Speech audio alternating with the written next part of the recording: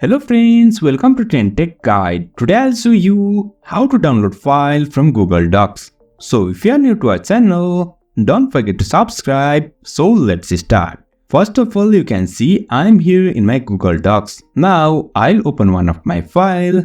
And now over here you can see this is my file. Now to download this, on the top left you can see here is file. Just click on this and over here you can see here is download. If you hover over this download, you can find multiple options over here. Over here you can find here is Word document, PDF and many more.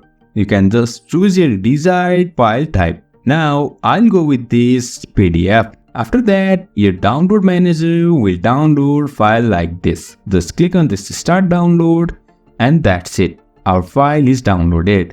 So in this way we can download file on Google Docs. So if you find this helpful, don't forget to subscribe. Have a good time.